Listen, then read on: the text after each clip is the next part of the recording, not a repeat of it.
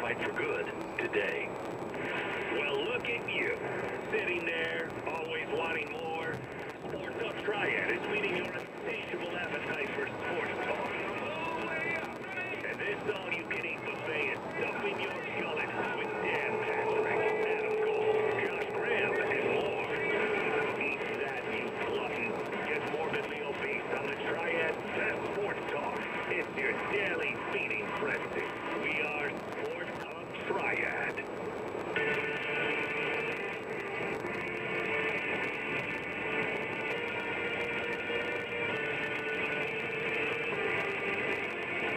Where other vans stop short, Mercedes-Benz vans go far beyond for their customization options, cutting-edge tech, 5-star sales service, financial support from Mercedes-Benz vans, built, equipped, engineered to be ready for anything. Go the extra mile, taking the all-important first step into an authorized dealership today. Rob Domofsky, been a longtime friend of the show. We knew him when he used to be just a newspaper writer. Now he's a TV guy, ESPN Packers reporter. Rob, great to have you back. Are you ready for a little drama over the next couple of weeks, months? Dan, if it takes a sticky quarterback situation for you and I to get back together, then so be it. Bring it on.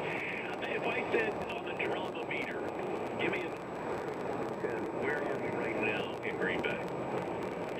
It's 8 or 9, man. It's right up there.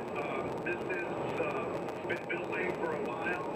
The thing that surprised me, Dan, was that Rodgers and his people allowed it to become public because we knew this was festering for a while.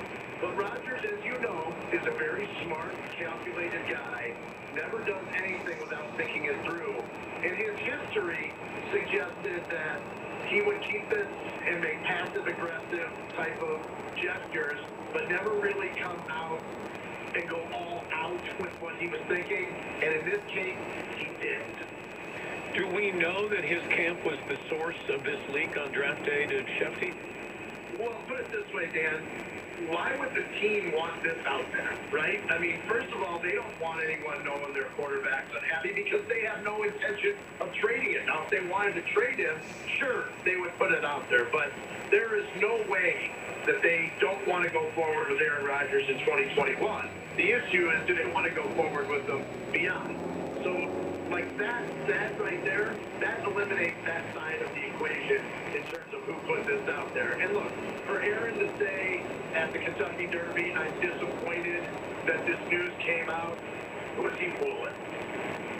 Well, I just wonder, were they trying to embarrass him to let everybody know that how petty he is, how petty he's being?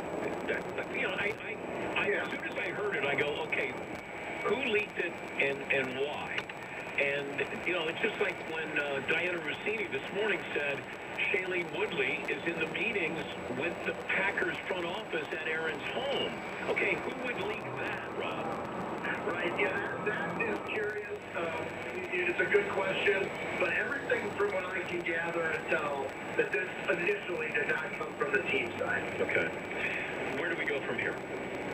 Yeah, well, right now, I think it's a stalemate for a couple reasons. One, June 1st, nothing, if they're going to trade him, it's not going to happen until June 2nd. I told Greeny this morning I'd get up, just look me for June 2nd at 7:05, because that's when we can have something again concrete. Now, I'm sure we'll talk again, but like from a salary cap standpoint, just if they didn't trade him before the first round of the draft and they were going to get immediate capital, it would be salary cap suicide to do it before June 1. So at this point, we've got, a few weeks of posturing back and forth. But I think the Packers still truly want to try to make this work. It's interesting, Dan, I asked a highly placed team source yesterday if there's any update, and the answer was, not unless you can tell me our quarterback is coming back. Does everything go away if the Packers do fire him? It's been reported that Aaron wants him out. I don't think they're going to do it, Dan. That's just not the way they've done business forever. And right or wrong, they have never really put the quarterback above everybody else. Do you believe that story, though, Rob, that Rodgers dislikes Brian Gutekunst so much? I don't know whether he wants him fired, Dan, but I know that is for sure the source of his problems. And it's not just the Jordan Love thing. there's been all kinds of things. He didn't want Jordy Nelson let go when Jordy Nelson still had, good football left in him. I remember in training camp, was it last year or the year before, where he listed off, I feel really good about my top 4 receivers, Marquez Valdez-Scantling, Alan Lazard, Devontae Adams, of course, and Jake Kummerow. The next day, it's like, he wouldn't have gone out on the limb and put Jake Kummerow in that if he thought they were going to cut him. And that, I think he felt like that undermined him. So he has forged a really good relationship with Matt LaFleur. In fact, better than I thought he would, knowing how difficult that he can be to work with and how it ended with McCarthy. Credit to him for buying into LaFleur. There's not an issue there, except maybe they should not have kicked the field goal on 4th and 8 NFC Championship. You were there when Rodgers was drafted. Do you remember what Favre's reaction? Because it's a first-round draft pick. They didn't trade up. Rodgers fell into their lap. And Favre wasn't playing that well back then. So that's different. Rodgers... Right, but remember when Brett Favre famously said, it doesn't say in my